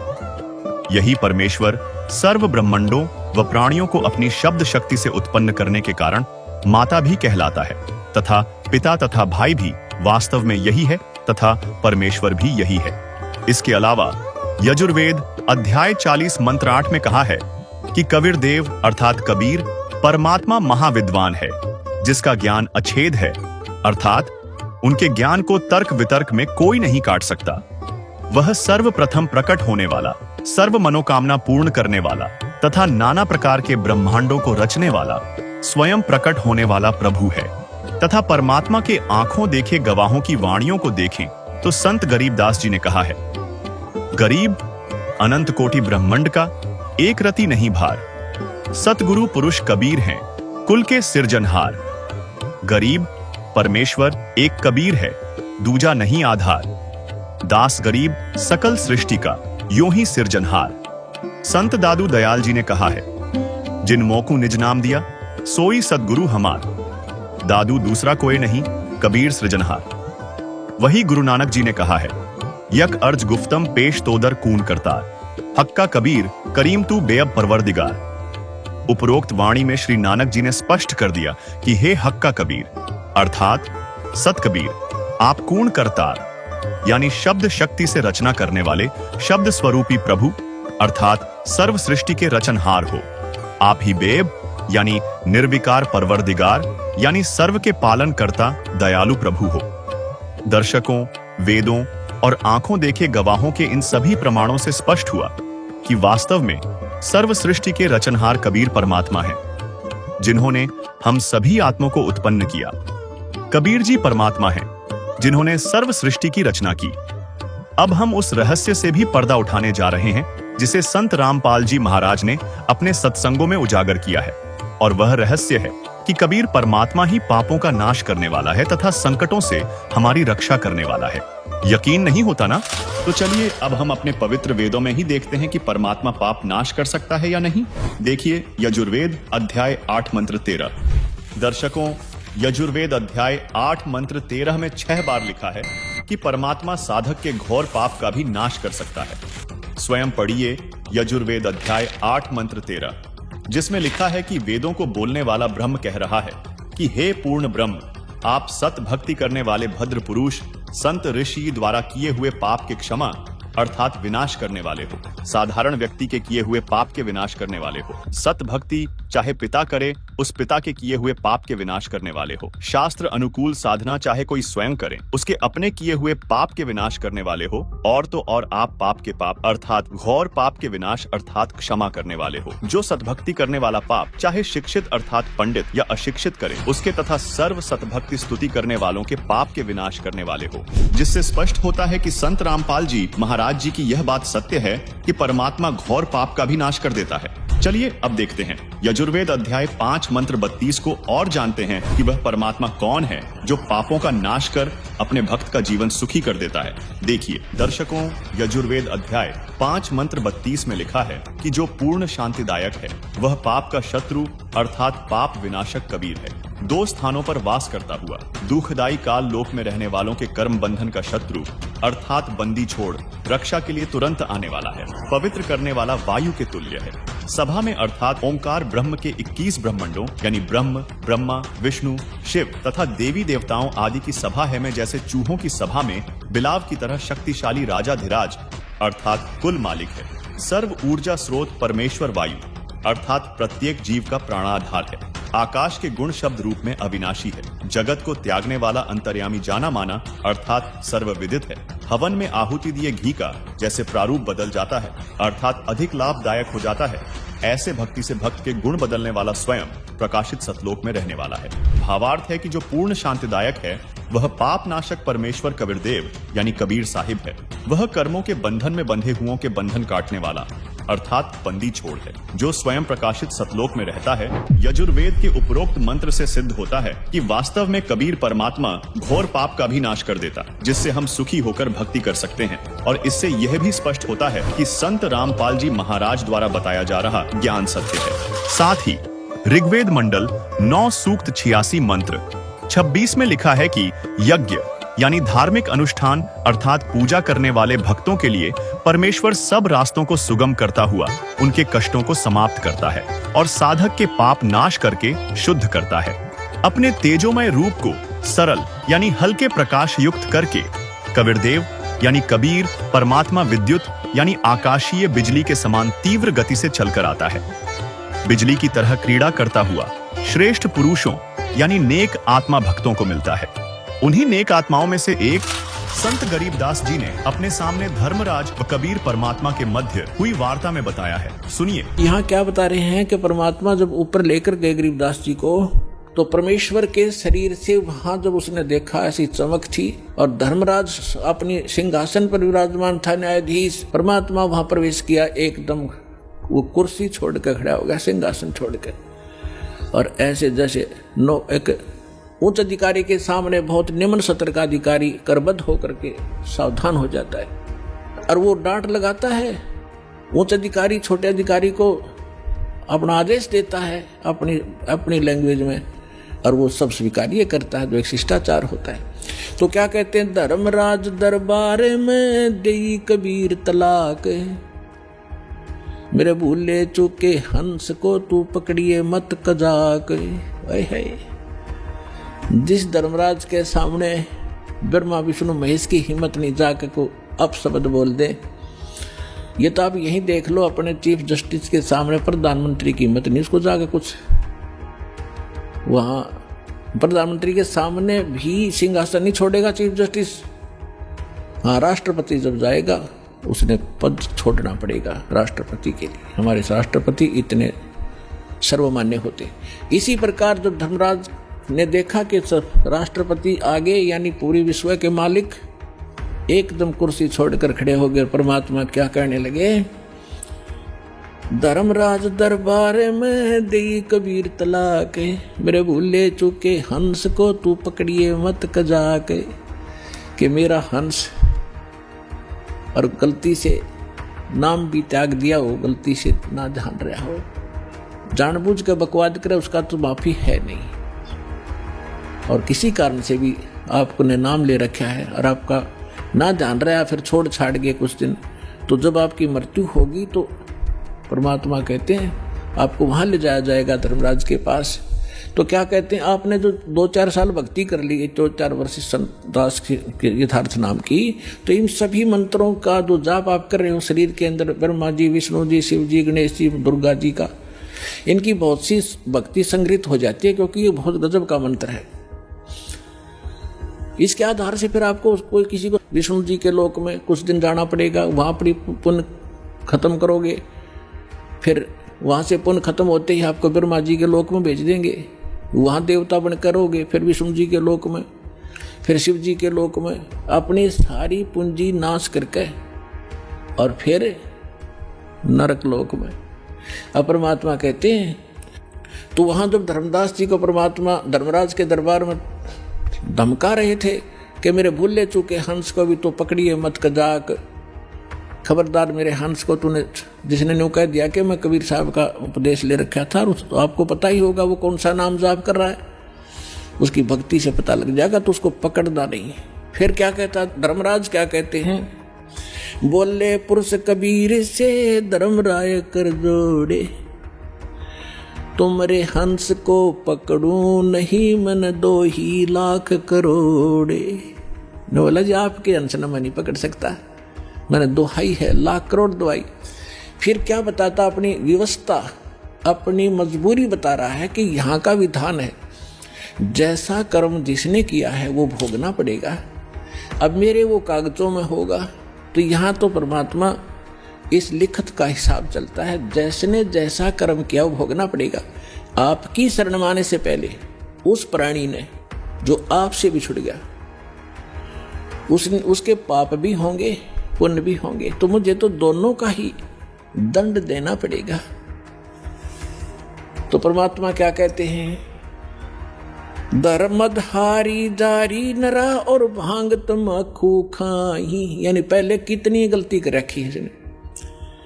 मद आहारी शराब पीने वाले, यानी और भी बहुत सी गलतियां जो कर दी हों, तमाकू भांग खाते हों, और पर्दा पर घर तकें, दूसरे की पत्नी में पूरी नीयत रखते हैं, दूसरे के घर को तकते हैं, यानी चोरी दाव लगाते हैं, उनको पकड़ूं के नहीं। आपकी शरण माने से पहले जिन्होंने जो गलतियां ये कर रखी हैं दाता, उनको पकड़ूं के नहीं। मदहारी जारी नरा जो भांग तमाकू खाही, परदारा पर घर तकें जिनको लो अकनाही। धर्मराय विनती करे सुनियो पुरुष कबीर, हे भगवान कबीर सुनियो, जिनको तो पकड़ने पड़ेंगे और जड़नी पड़े जंजीर। अब परमात्मा क्या कहते हैं, कर्मों से तीरथ हैं अब हैं जो शरण कबीर, जिनको निश्चय मारे हूं और काटो बल तकसीर। यानी परमात्मा क्या कहते हैं, पहले किए सो बकस हूं आगे करे ना कोई, गरीबदास कबीर कहे धर्मराय सो नाम रटे मम सोई। ये कर्म वरम ब्रह्मंड के मैं पल में करहूं नेश, जिन हमरी दो ही दी सो करो हमारे पेश। अपने आत्माओं अध्यात्म ज्ञान का तभी छींट भी नहीं थे अपने पास। इस जैसे आप देखते हो प्रत्येक देश में, प्रत्येक देश का एक राजदूत भवन होता है, ऐसे ही परमात्मा ने प्रत्येक ब्रह्मांड में अपना एक राजदूत भवन बना रखा है। और जो यहाँ ऐसा कहता है कि मैं तो ऐसे ऐसे भगवान कबीर साहब का भक्त हूँ और आप मेरा निर्णय, मेरा कोई अकाउंट नहीं कर सकते, तो परमात्मा कहते हैं कर्म भ्रम ब्रह्मंड के मैं पल में कर हूँ नेस, 1 मिनट में नष्ट कर दूंगा तेरे, तूने ये बकवास जो इस जीव से करवा रखी है, तूने करवाए सारे उल्टे कर्म इससे, अज्ञान भर के इसके अंदर। और जिसने मेरा नाम लिया, मेरी दुहाई दी के इस हृदय से जो पुकारेगा वहाँ के, मैं तो भगवान कबीर साहब का शिष्य था, उनका बच्चा हूँ, आप मुझे कैसे ले आई यहाँ पर।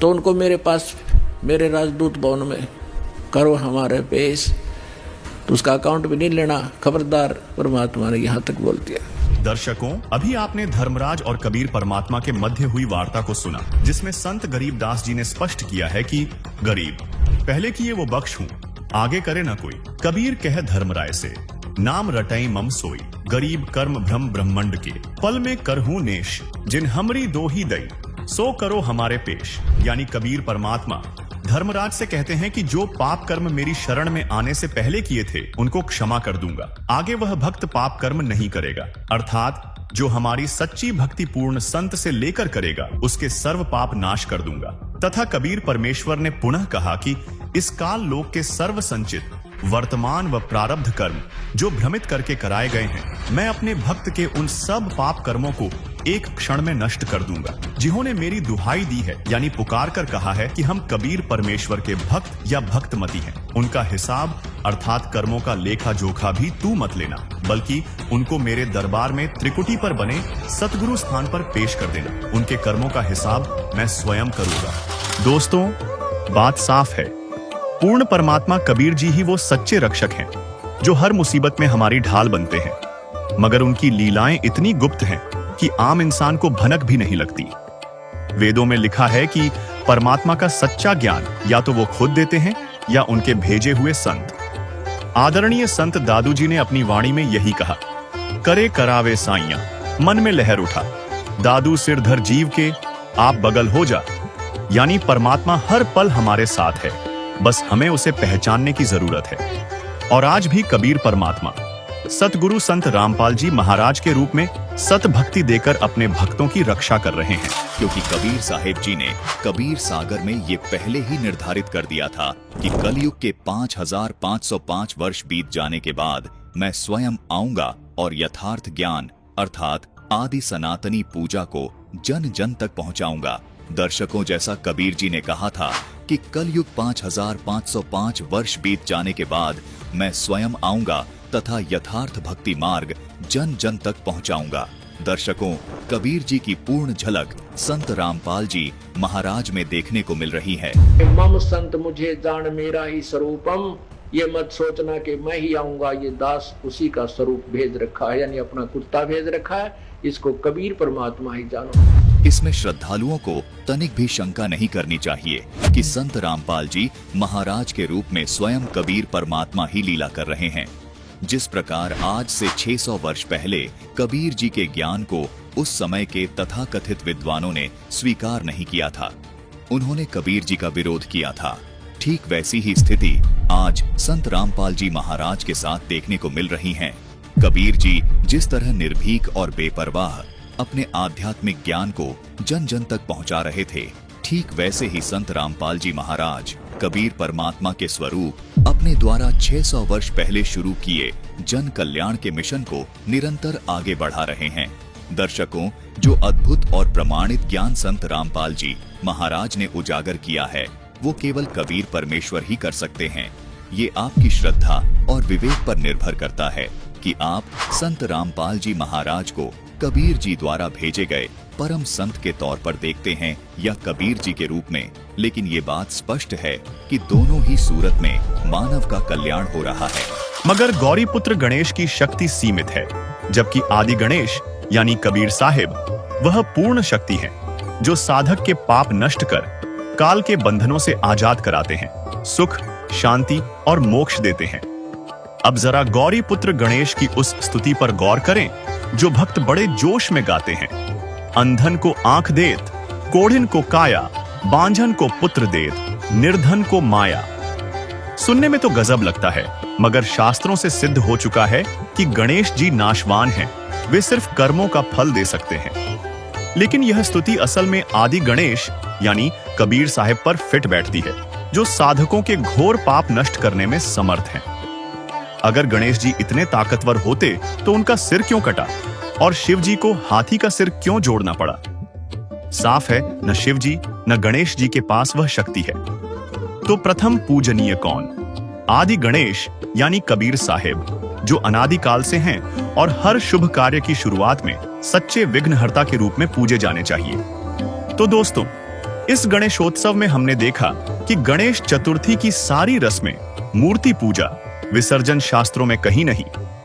ये मनमानी परंपराएं हैं जो न पाप मिटाती हैं न मोक्ष देती हैं। असली विघ्नहर्ता आदि गणेश कबीर साहिब हैं, जिनकी भक्ति से सारे कष्ट मिटते हैं और सच्चा मोक्ष मिलता है।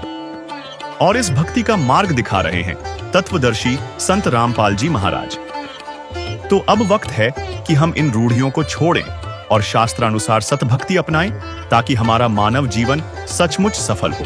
अब आपको कुछ भक्तों के अनुभव दिखाते हैं।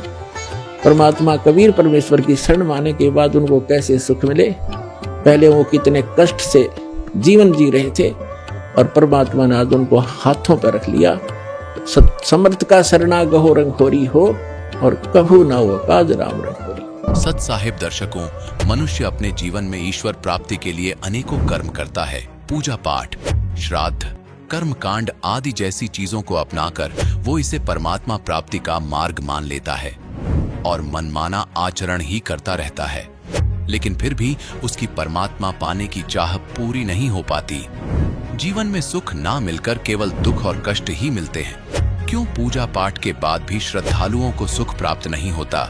इसका एक कारण शास्त्र विधि को त्याग कर मनमानी भक्ति करना है, जिसका कोई लाभ नहीं है। ऐसा ही एक उदाहरण है बदायूं उत्तर प्रदेश के निवासी संतोष जी का, जो हनुमान जी के परम भक्त थे और उन्हें इष्ट मानकर भक्ति साधना करते थे। फिर भी इनके जीवन में इन्हें कोई लाभ नहीं मिल पाया, बल्कि इसका विपरीत हो गया। इनका जीवन दुख, कष्ट व अंधकार से घिर गया। आर्थिक रूप से भी ये असहाय हो गए। ऐसे में एक दिन इन्होंने संत रामपाल जी महाराज का सत्संग टीवी पर सुना, जिससे इनको पता चला कि वो जो भी साधना आज कर रहे थे वो शास्त्र विधि को त्याग कर मनमाना आचरण था। संत रामपाल जी महाराज का सत्संग सुनने के बाद संतोष जी को पूर्ण परमात्मा का ज्ञान हुआ और पूर्ण परमात्मा की सतभक्ति का मार्ग मिला। आइए जानते हैं कि कैसे संतोष जी के सारे दुख दूर हुए। संतोष जी की कहानी, उनकी अपनी जुबानी। नमस्कार सर। सर जी नमस्कार। सर क्या नाम है आपका? सर मेरा नाम संतोष सिंह है। संतोष जी आप कहाँ से हैं? सर मैं जिला बदायूं उत्तर प्रदेश से हूँ। संतोष जी, संत रामपाल जी महाराज से नाम दीक्षा आपने कब ली? सर मैंने अगस्त 2013 में संत रामपाल जी महाराज जी से नाम उपदेश लिया है। सर संत रामपाल जी महाराज से नाम दीक्षा लेने से पहले क्या आप कुछ भक्ति साधनाएं भी करते थे? हाँ सर मैं करता था। जैसे शंकर भगवान हैं, हनुमान जी हैं, इनकी पूजा करा करता था। लेकिन सबसे ज़्यादा जो मैं आस्था रखता था वो रखता था मैं हनुमान जी में।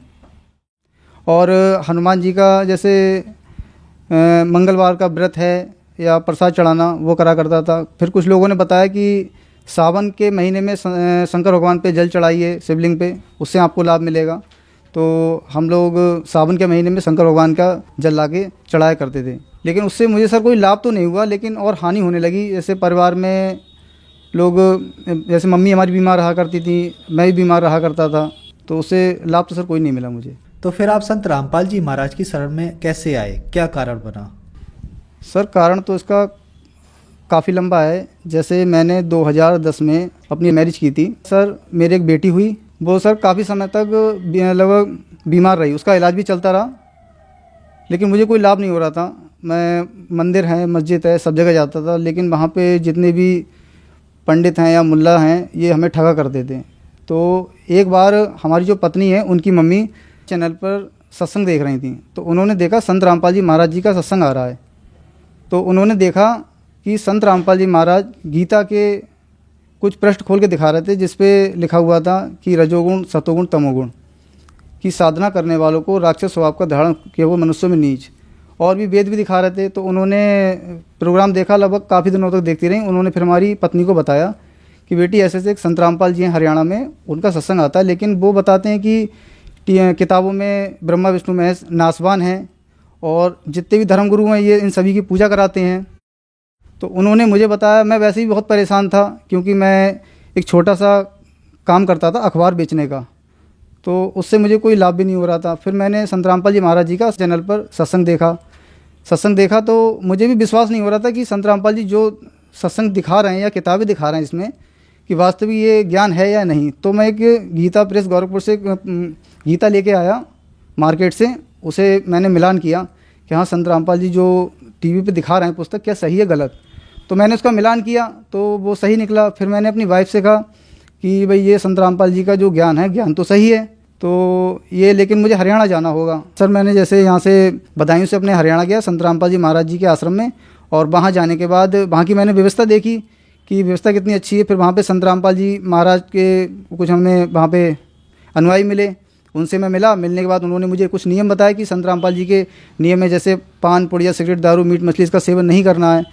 तो मैंने कहा ठीक है कोई बात नहीं। फिर मैंने संत रामपाल जी महाराज जी से नाम उपदेश लिया। नाम उपदेश लेने के बाद फिर मैं अपने घर आया। घर पे मैंने बच्चों को बताया कि भाई वहाँ तो किसी प्रकार का कोई पैसा भी नहीं लेते हैं और संत रामपाल जी जो नाम देते हैं बिल्कुल फ्री देते हैं। फिर मैंने बच्चों को भी जुड़वाया अपने 2014 में। संतोष जी, संत रामपाल जी महाराज से नाम दीक्षा लेने के बाद क्या आपको कुछ लाभ भी प्राप्त हुए? हाँ सर, मुझे लाभ बहुत हुए, क्योंकि मेरी जो आर्थिक स्थिति थी सर बहुत कमज़ोर थी। क्योंकि जिस पे दुख बीतता है ना सर वही जानता है कि कहते नहीं है, जब अपने किसी प्रकार का कोई दुख होता है तो वो दूसरों को नहीं बता सकता और ना दूसरा कोई इंसान समझ सकता है। जैसे मेरी एक बेटी थी तो उसका मैंने इलाज करवाया था। तो सर 5.5 महीने सर उसका इलाज चला, लेकिन उस पर कोई भी मेडिसिन काम नहीं कर रही थी। मैंने उस समय संत रामपाल जी से नाम नहीं ले रखा था, लेकिन उसका इलाज कराते कराते वो लेकिन ख़त्म हो गई। फिर मुझे देवी देवताओं पर विश्वास नहीं रहा। मैंने कि ऐसे भगवान कैसे हैं कि अपने हम भक्ति भी करते हैं और हमें कोई लाभ भी नहीं मिलता है। फिर मुझे संत रामपाल जी के बारे में जब पता लगा, मैं संत रामपाल जी महाराज जी से नाम लिया। नाम लेने के बाद मेरी हल्के हल्के आर्थिक स्थिति ठीक हुई। जो मेरे पे कर्जा था उस कर्जे से मेरा उद्धार हुआ। घर में कोई आ जाता तो बैठने तक की व्यवस्था नहीं थी हमारे घर में। आज परमात्मा की दया से हमारे घर में सब कुछ है। अब पहले मैं सर मांस भी खाता था, दारू भी पीता था, सारे गलत काम करता था और नंबर 2 का भी काम मैंने शुरू कर दिया धन इकट्ठा करने के लिए। लेकिन संत रामपाल जी के ज्ञान से पता लगा कि अगर हम चोरी करते हैं, मिलावट करते हैं, कोई भी गलत काम करते हैं तो उसका फल हमें भोगना पड़ेगा। मैंने सर संत रामपाल जी महाराज से नाम लेने के बाद जो भी नशा था या मांस वगैरह खाता था वो सारा मैंने छोड़ दिया। और अब नशा करना तो बहुत दूर है, अगर कोई पास में बैठ भी जाता है बीड़ी सिगरेट लेके तो उसे मना कर देते हैं, भाई ये मत पी और इसको पीना भी नहीं चाहिए। सर जैसे मैं एक बार क्या हुआ, मैं जैसे प्राइवेट जॉब करता हूँ तो अपनी बाइक से मैं आ रहा था, एक शहर हमारे पास बरेली, वहाँ से आ रहा था। तो अचानक मेरे शाम के लिए गुर्दे में क्या कहते दर्द हुआ बहुत तेज़ी से। तो मैं समझा कि हो सकता है ये गैस का दर्द हो। तो मैंने बाइक रोके, एक मेडिकल से एक इनो का पैकेट लिया, उसके लिए पिया। मैंने सोचा हो सकता है गैस ठीक हो जाए, लेकिन वो दर्द ठीक नहीं हुआ। फिर मैंने संत रामपाल जी महाराज जी से प्रार्थना की मन ही मन में कि हे संत रामपाल जी महाराज, आप सबके दुख दूर करते हो, क्या इस दास के नहीं कर सकते हो? तो मैंने इस तरीके से प्रार्थना की, मुझे फिर कुछ राहत मिली। राहत मिलने के बाद फिर मैं बाइक से अपने घर आया। घर आने के बाद मैंने बच्चों को बताया, अपनी वाइफ़ के लिए, कि मुझे ऐसा ऐसा दर्द हुआ। तो मेरी वाइफ़ ने कहा आप एक बार इसका चेकअप कराइए, मतलब ऐसा दर्द क्यों हुआ। तो मैं 2-3 दिन में ऐसी टाला टूली करता रहा, लेकिन फिर भी बच्चे नहीं माने, हमारी वाइफ़। तो मैं अल्ट्रासाउंड कराने गया तो सर मेरे गुर्दे में 2.5 mm की पथरी पाई गई। तो डॉक्टर से मैंने कहा तो डॉक्टर बोला कुछ नहीं, आप दवा करा लेना और ठीक हो जाओगे। फिर मैं घर पे आया। घर पे आने के बाद फिर मैंने संत रामपाल जी महाराज जी से प्रार्थना की कि हे बंदी छोड़ सदगुरु रामपाल जी महाराज, आप सभी के दुख दूर करते हो, क्या इस दास के नहीं कर सकते? कि मैं फिर क्या कहते रोने लगा। कुछ नहीं, फिर मैंने अमृत जल लिया। अमृत जल लेने के बाद और प्रणाम करके जैसे ही खड़ा हुआ और फिर तब से आज तक लगभग मुझे 1.5-2 साल हो गई, मेरे ऐसे कोई दर्द नहीं है। फिलहाल मैं ठीक हूँ अब। सर मेरा एक जैसे बेटा है मेरा, इस समय लगभग 6 साल का है। जब उसका जन्म हुआ था तो सर उसके कूल्हे पे एक गांठ थी छोटी सी। तो हमने सोचा क्यों नहीं भी इसको डॉक्टर को दिखाया जाए। हमारी वाइफ ने कहा, तो मैंने कहा भाई देखो डॉक्टर को क्या दिखाओगे, सबसे बड़े डॉक्टर तो घर के संत रामपाल जी महाराज जी हैं, वो सबके दुख दूर करते हैं, क्या हमारे नहीं करेंगे? तो हमने संत रामपाल जी महाराज जी से प्रार्थना लगवाई। प्रार्थना लगवाने के बाद संत रामपाल जी महाराज जी ने कहा कि भगवान पे विश्वास रखिए और भक्ति करते रहिए, परमात्मा दया करेंगे। तो सर आज बच्चा मेरा लगभग 6 साल का है और उसे कोई भी तकलीफ़ नहीं है। सर एक बार की बात बता रहा हूँ, मेरा बच्चा जब लगभग 1.5 साल का था तो गर्मियों का दिन था, वो बेड पे लेटा हुआ था और मैं अपने काम से बाहर गया हुआ था। तो पंखा चलते चलते अचानक बंद हो गया। तो मेरी पत्नी ने मुझे फ़ोन किया, भाई आज ये पंखा नहीं चल रहा है, बच्चा बहुत परेशान हो रहा है गर्मी में। तो मैं ठीक है, मैं बाहर हूँ, मैं शाम को लौटूंगा। शाम को आया तो मैं मिस्त्री को लेके आया, मैंने पंखा नहीं चल रहा है। तो सीढ़ी लगा के पंखा देखा तो पंखा ठीक था। जब उसने पंखा उतारा तो देखा कि जिस पे पंखा टंगा होता है वो बोल्ट कटा हुआ था। तो मैंने अपनी पत्नी से कहा कि पंखा ख़राब नहीं है, ये संत रामपाल जी महाराज जी की दया है, अगर आज ये पंखा बच्चे के ऊपर गिर जाता तो बच्चा आज ही ख़त्म हो जाता ये। तो वो एक तो हमें ये लाभ हुआ संत रामपाल जी महाराज से कि हमारा बच्चा बच गया। सर संत रामपाल जी महाराज से नाम दीक्षा लेने के बाद आपको बहुत सारे लाभ प्राप्त हुए। आपने शुरू में बताया कि संत रामपाल जी महाराज से नाम दीक्षा लेने से पहले आप देवी देवताओं की पूजा करते थे, तो क्या संत रामपाल जी महाराज से नाम दीक्षा लेने के बाद अभी भी आप देवी देवताओं की पूजा करते हैं? सर संत रामपाल जी जो साधना बताते हैं वो साधना बताते हैं वेदों गीता से प्रमाणित।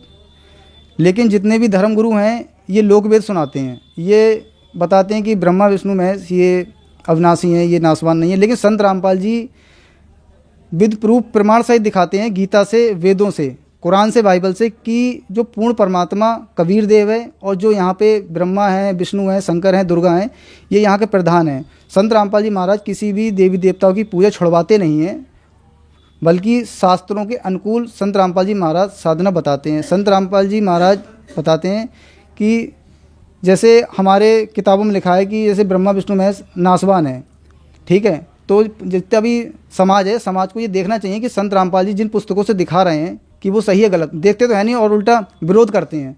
विरोध इसलिए करते हैं क्योंकि जितने भी विश्व में धर्मगुरु हैं इनकी आज दुकानें बंद हो रही हैं कि संत रामपाल जी का महाराज का अगर ज्ञान विश्व में फैल गया तो इनकी रोजी रोटी बंद हो जाएगी। सर, जो श्रद्धालु आज आपको टीवी पर देख रहे हैं, आप उनके लिए क्या संदेश देना चाहेंगे?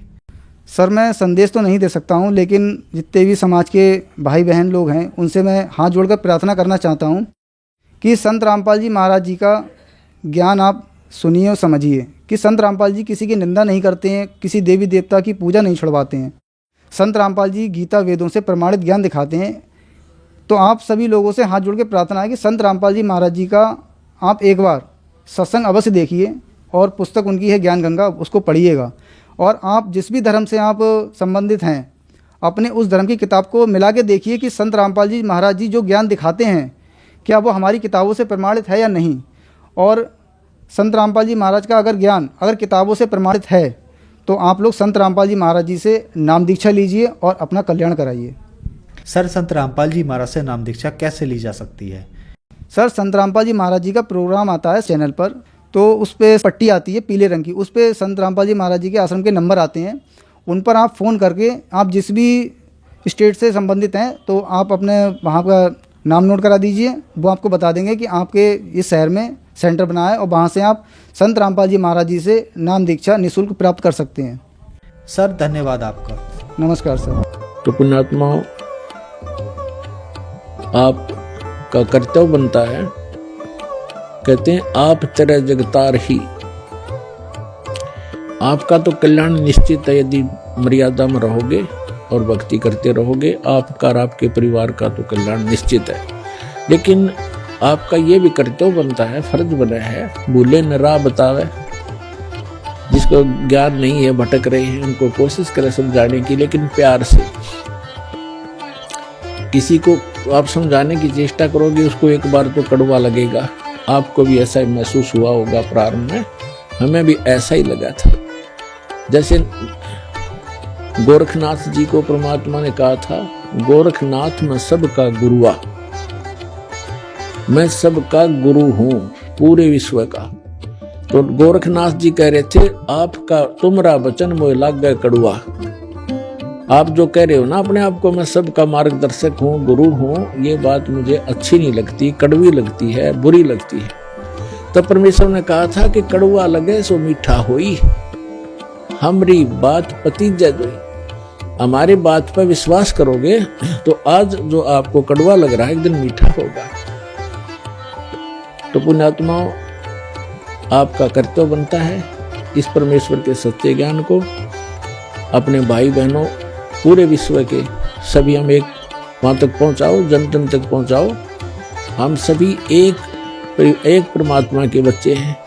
हम अपनी अनजानपने में भिन्न भिन्न हो गए, गलत गुरुओं ने हमें बांट दिया, तो हम फिर एक हो सकते हैं।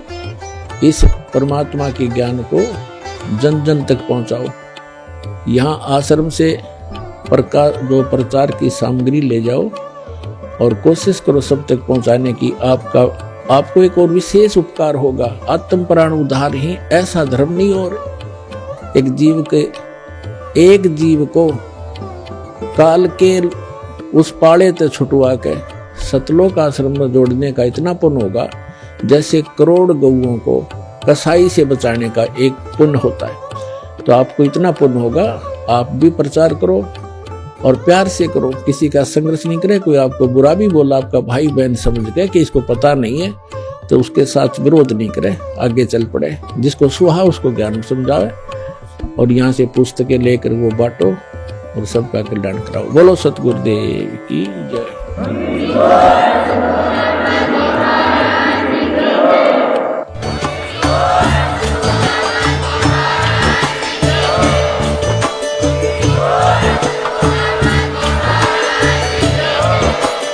आप सुन रहे थे जगत गुरु तत्वदर्शी संत रामपाल जी महाराज जी के मंगल प्रवचन। अधिक जानकारी के लिए विजिट कीजिए हमारी वेबसाइट www.jagatgururampalji.org।